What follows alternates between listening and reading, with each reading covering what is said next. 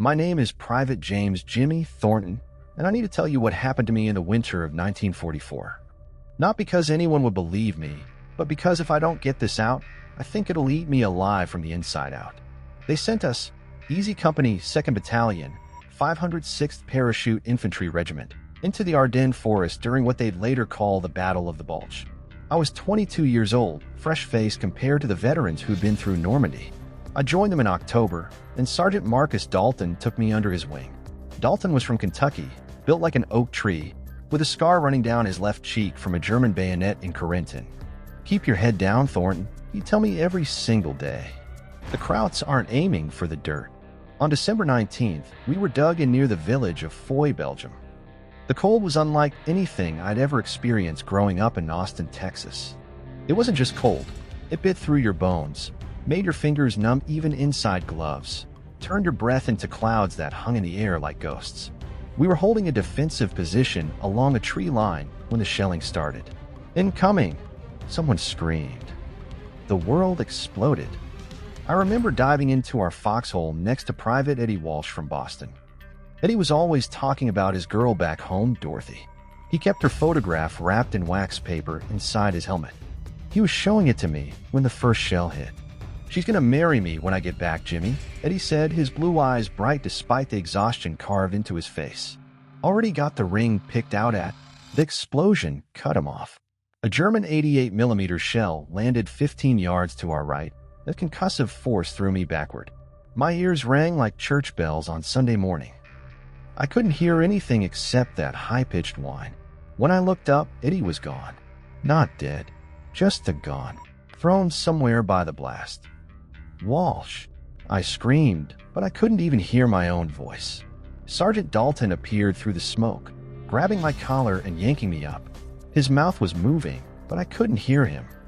He pointed toward the rear, toward the fallback position. I nodded, grabbing my M1 Garand. That's when I saw them. Through the trees, shapes moving through the snow. Lots of them. The Germans were advancing, using the artillery barrage as cover. I could see their coal scuttle helmets, the gray-green of their uniforms, the way they moved in organized squads. Dalton saw them too. He pushed me toward a cluster of trees. "Go." I finally heard him shout as my hearing started to return. "Get to the rally point." I ran. God forgive me, but I ran.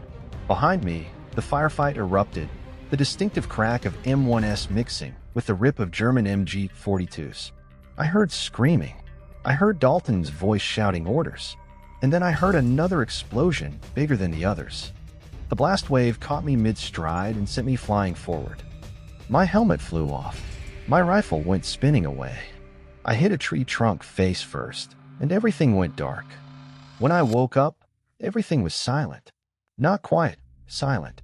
Like the world had been wrapped in cotton. The kind of silence that makes your ears ache because they're trying so hard to hear something, anything. I opened my eyes slowly. Everything was blurry at first, like looking through frosted glass. My head throbbed with each heartbeat, and I could taste blood in my mouth. I'd bitten my tongue during the blast. I was lying on my back in the snow, staring up at the gray sky through bare tree branches. Snowflakes were falling gently, peacefully, like nothing had happened at all. I sat up slowly, every muscle screaming in protest. My uniform was torn, covered in dirt and blood, though I couldn't tell if it was mine or someone else's. My hands were shaking, but not just from the cold. That's when I realized I was alone. Completely, utterly alone. The foxholes where we'd been dug in were empty. No bodies. No equipment. No shell casings. The snow around me was disturbed, sure, but there were no craters from the artillery. No scorched earth. No blood stains turning the white snow pink. It was like the battle had never happened. "Dalton," I called out, my voice hoarse and weak. "Eddie? Anyone?" Nothing. Just the whisper of wind through the trees and the soft patter of falling snow. I struggled to my feet, nearly falling twice. My legs felt like rubber. I looked around frantically, trying to orient myself.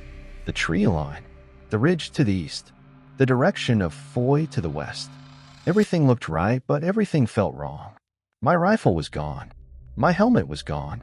Even my canteen was missing. I was unarmed in enemy territory, alone, with no idea what had happened to my unit. This isn't real, I whispered to myself. This is shock. You're in shock, Jimmy.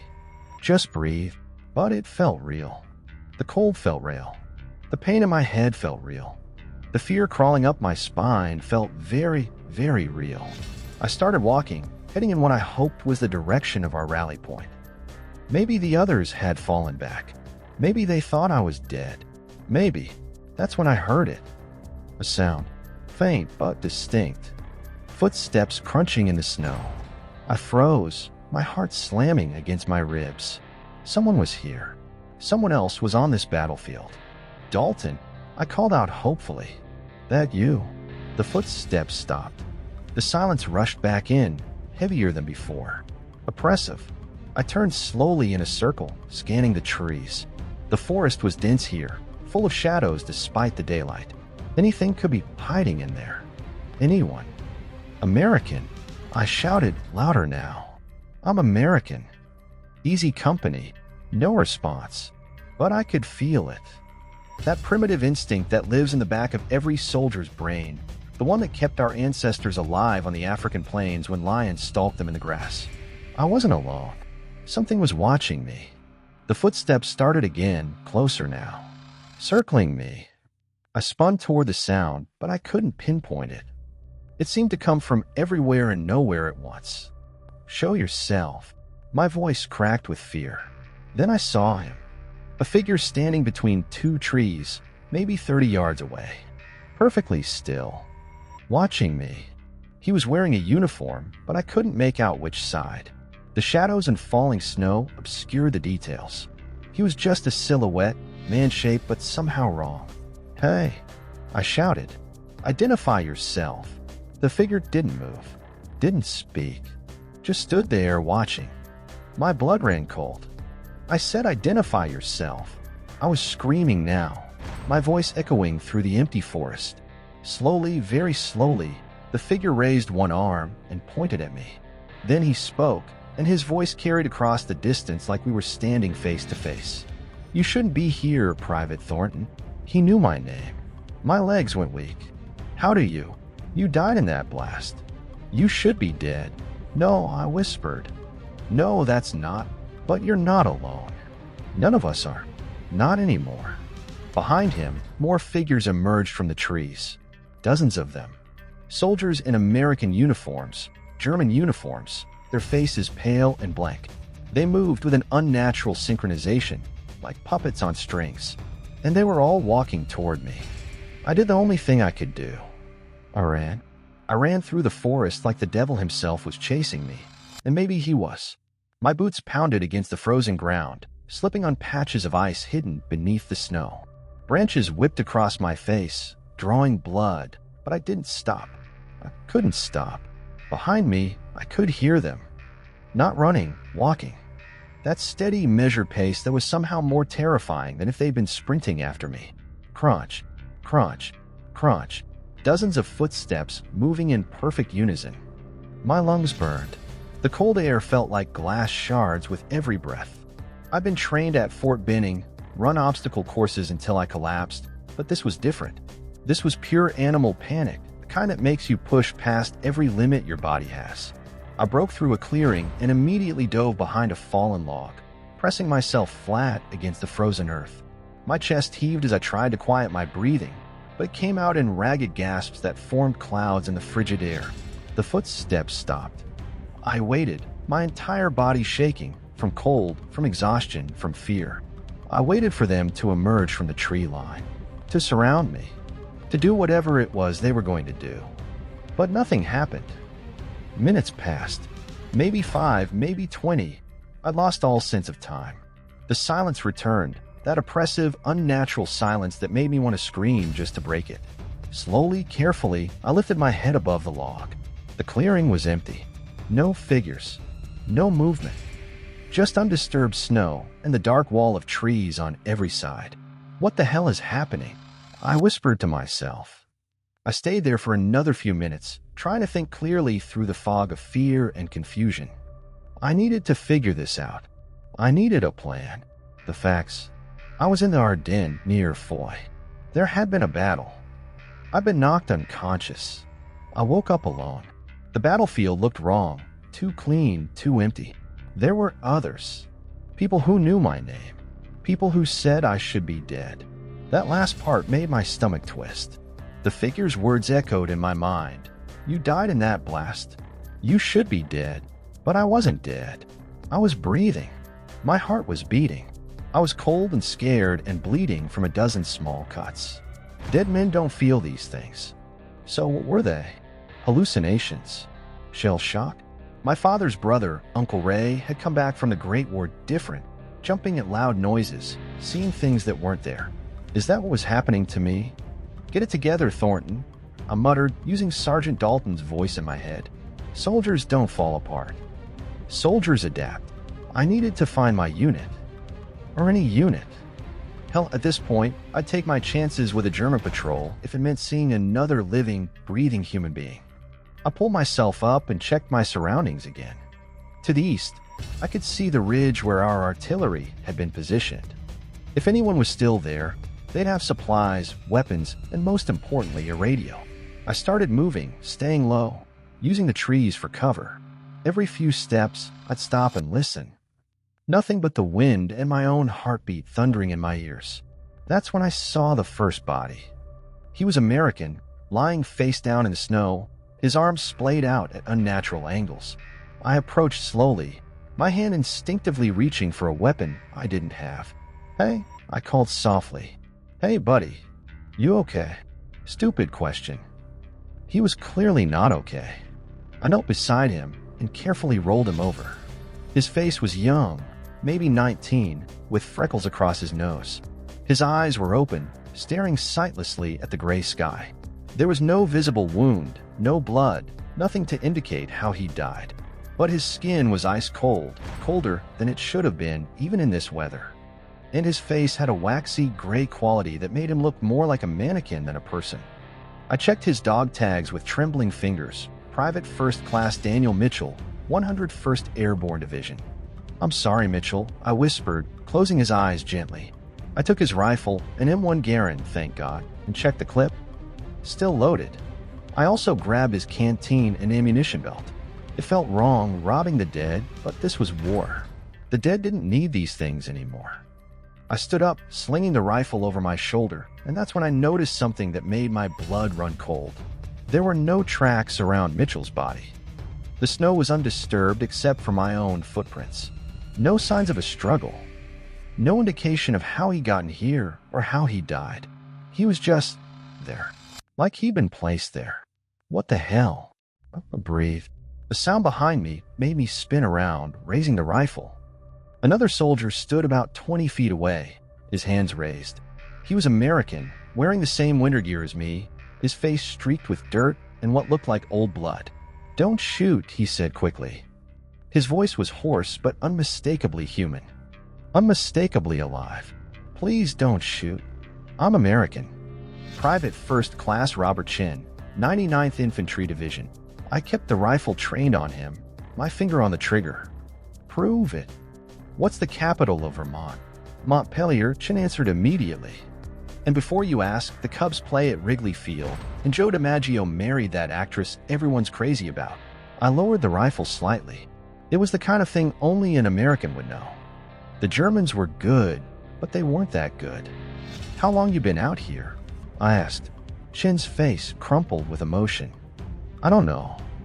I woke up a few hours ago, I think. Maybe longer. Everything's confused. We were defending near Crinkled when the Germans broke through. There was so much noise, so much chaos, and then he shook his head. Then nothing. I woke up alone, just like you. You saw the others? I asked, my voice dropping to almost a whisper. His eyes widened. The ones who walk but don't talk. The ones who watch. I nodded slowly.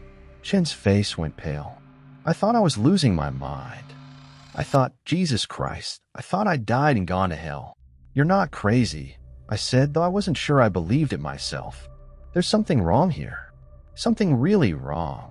We stood there for a moment, two terrified soldiers in the middle of nowhere, trying to make sense of the impossible. We need to stick together, I said finally. Find our way back to Allied lines. Safety in numbers, right? Chen nodded eagerly. Yes. God, yes. I've been alone for... He stopped suddenly, his eyes focusing on something behind me. His face went slack with fear. Oh no. No, no, no. I turn around. They were back. The figures emerged from the trees like shadows taking solid form. Dozens of them, maybe more. Americans, Germans, all wearing the uniforms of dead men. They moved with that same eerie synchronization, spreading out to surround us. And at the front was the same figure who'd spoken to me before. He was clearer now, closer. I could see his face, or what should have been his face. The features were there, but they were wrong. Too smooth, too blank. Like someone had sculpted a human face from memory, but couldn't quite get the details right. Private Thornton, he said in that voice that carried impossibly across the distance. Private Chen, you're both awake now. Good. What do you want? I shouted, raising my rifle. Chen did the same, his hand shaking so badly I thought he might drop it. The same thing you want. To understand. To remember. Remember what? The figure tilted his head, and for the first time, something like emotion crossed his blank face. It might have been sadness. What killed us all? The other figures stopped advancing, forming a perfect circle around us. Close enough that I could see their faces now, or lack thereof. They all had that same smooth, unfinished quality, like half-formed thoughts given shape. We're not dead, I screamed. I'm breathing. I'm standing here. I'm alive. Are you? The figure asked. Look at your hands, Private Thornton. I looked down. My hands were shaking, yes, but they were also different. The skin was paler than it should be. And when I looked closely, very closely, I could see they had that same waxy quality as Mitchell's corpse. No, I whispered. No, this isn't. The blast killed you, the figure said gently. It killed all of us. You're just taking longer to accept it. Chen made a sound beside me, something between a sob and a laugh. This isn't happening. This can't be happening. But there's something else, the figure continued. Something that kept us here. Something that won't let us move on. And until we find it, until we remember what really happened on this battlefield, we're all trapped here together. Trapped where? I demanded. What are you talking about? The figure raised his arm and pointed past us toward east. In there. The bunker. That's where it started. That's where we all died. And that's where the answer is. I turned to look. Through the trees, maybe half a mile away, I could see the dark shape of a concrete structure, a German bunker, partially hidden by snow and camouflage netting. Go there, the figure said. Remember what happened. Or stay here forever, walking these woods like us. The choice is yours. Then, as quickly as they'd appeared, the figures began to fade. Not walking away, fading, like smoke dissipating in the wind. Within seconds, Chen and I were alone again. For a long moment, neither of us spoke. Finally, Chen broke the silence. We're dead, aren't we? I wanted to say no. I wanted to tell him it was all some elaborate German trick, or a hallucination, or anything that made sense. But deep down, in that place where truth lives no matter how much we try to bury it, I knew he might be right. I don't know, I said quietly. But I know one thing, I'm not staying here. Dead or alive, I'm going to find out what happened. Chen looked at me, then at the bunker in the distance, then back at me. Then I'm coming with you, he said. Because whatever's in there, it's got to be better than being alone out here. We started walking toward the bunker, two soldiers, living or dead, we didn't know, searching for answers on a battlefield that shouldn't exist. Behind us, barely audible, I heard the footsteps again. Crunch, crunch, crunch. They were following us. They'd always be following us. The walk to the bunker took 30 minutes, but it felt like hours. Chen and I didn't talk much. What was there to say? We were two soldiers who might be dead, walking toward a German bunker that might hold the answer to why we were trapped in this frozen hell, or might hold nothing at all. The footsteps behind us never stopped. Crunch, crunch, crunch. Always the same distance away, never closer, never farther. The figures followed us like shadows, visible when we turn around, but always at the edge of our vision. Don't look at them, Chen muttered at one point. It's worse when you look. He was right. Every time I glanced back, I saw more details I didn't want to see. The way their mouths didn't quite move when they breathed. The way their eyes didn't blink. The way some of them wore uniforms so shredded and blood-soaked that they should have been dead 10 times over. Maybe they were. Maybe we all were. The bunker emerged from the forest like a concrete tumor. It was a German pillbox, one of thousands they'd built across Europe. Squat, brutal, efficient. The entrance was a dark rectangle, partially obscured by snow and fallen branches. Above it, I could still see the faded German markings, Vorsicht, Hochspannung. Danger, high voltage. This is it, I said, stopping about 20 yards away. Chen was breathing hard, his rifle clutched so tightly his knuckles were white. I don't want to go in there. Neither do I. Then why are we doing this? I turned to face him. Because whatever's happening to us, it started in there. And if there's any chance at all that we can end it, we have to try. Behind us, the figures had stopped. They formed a semicircle at the tree line, watching, waiting. The lead figure, the one who'd spoken to me, stood at the front. Even from this distance, I could feel his blank gaze on us.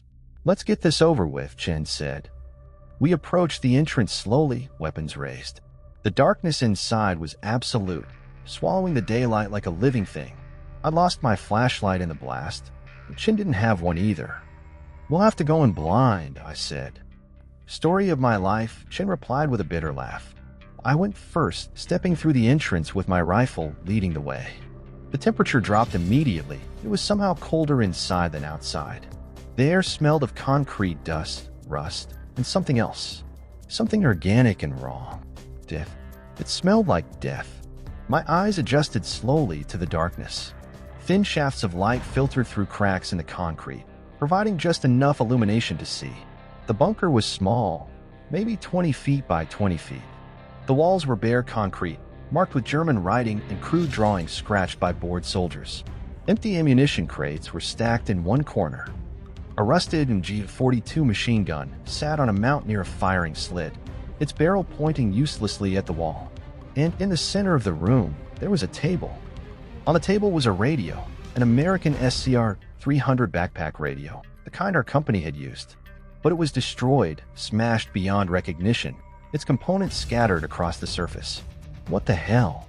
Chen whispered beside me. I moved closer, my boots crunching on debris. That's when I saw them. Bodies. Not the waxy, unreal bodies like Mitchell outside. These were real. Horrifyingly real. 3 American soldiers, slumped against the far wall. Their uniforms were torn and burned.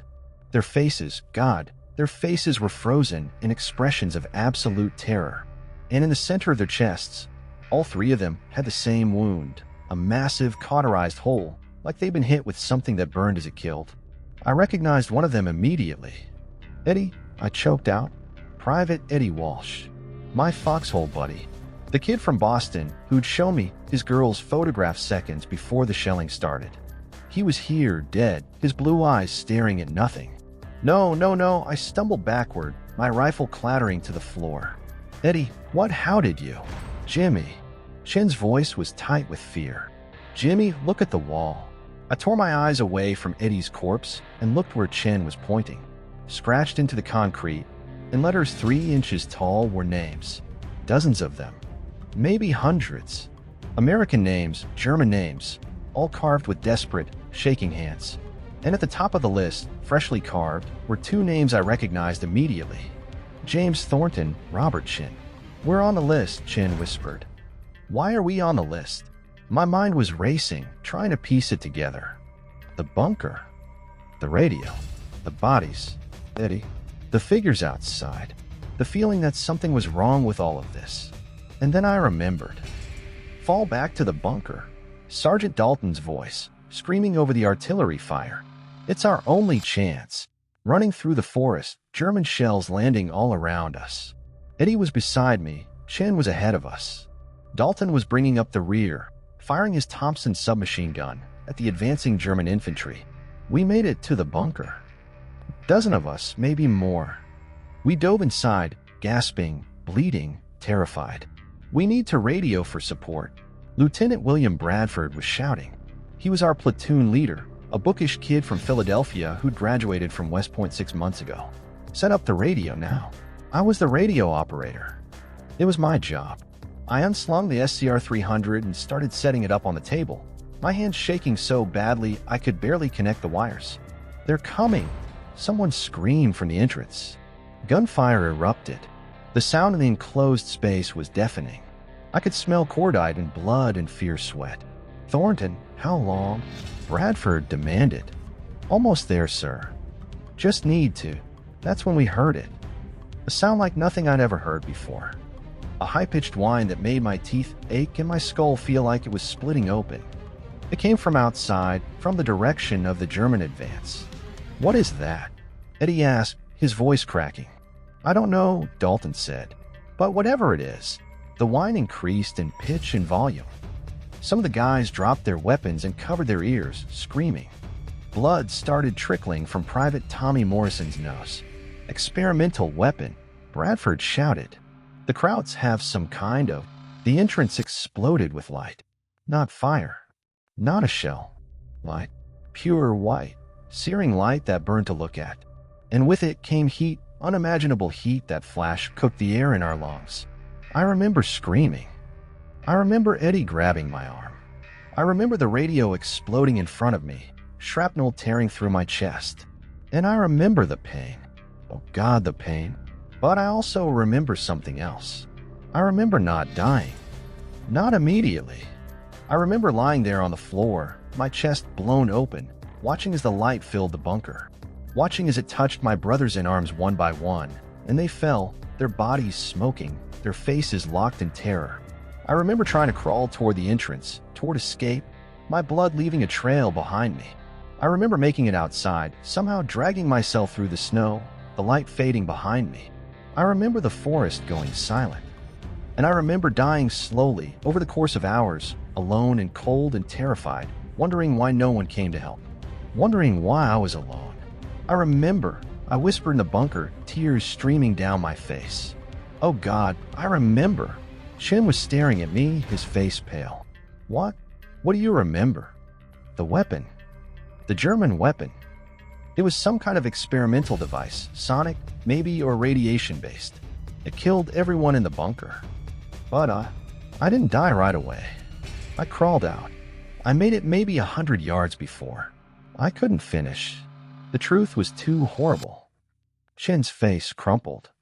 "I remember too," he said quietly. "That crinkled. There was a light and a sound, and everyone just dropped. But I got away. I ran. I made it to the forest before I collapsed. We stared at each other, the horrible understanding passing between us. We didn't wake up alone on the battlefield," I said. "We died alone on the battlefield. And we've been dying ever since." The lead figure appeared in the doorway. Up close, I could finally see him clearly. See the uniform, American like mine. See the name on his chest, Thornton. It was me. Or what I would become when I finally accepted the truth. "You understand now," he has said. "The weapon killed us all, but some of us took longer to die. Long enough to wander. Long enough to get lost. And when we finally died, we didn't know we were dead. So we stayed. We're all still here, Private Thornton. All of us who died that day.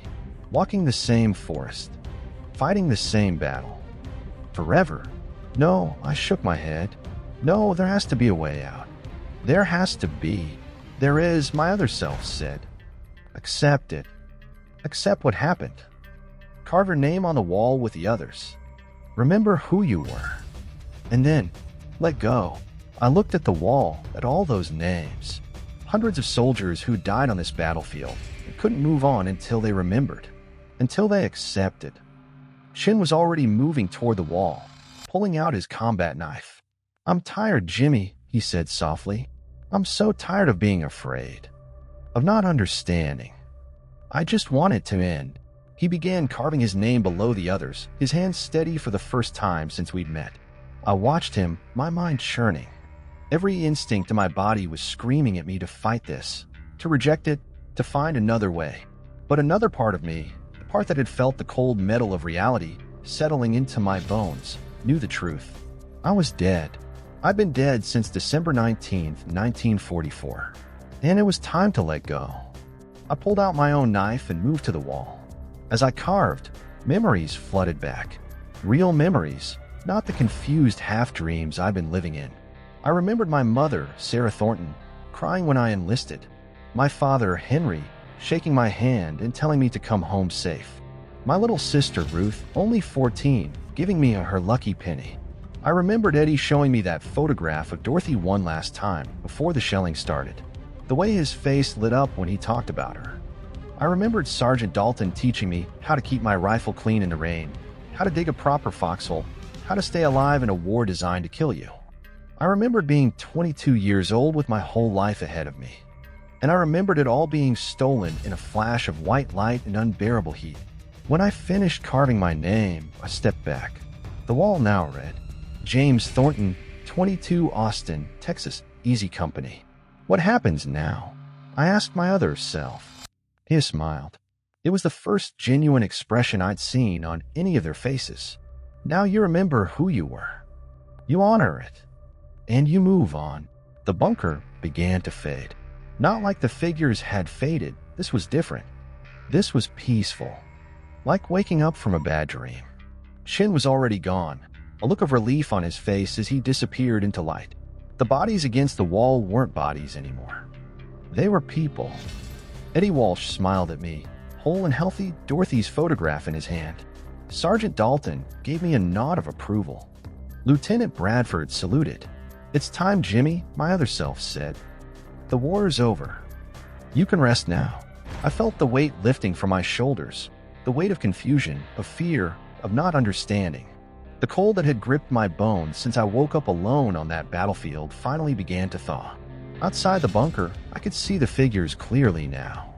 They weren't terrifying anymore. They were just soldiers like me.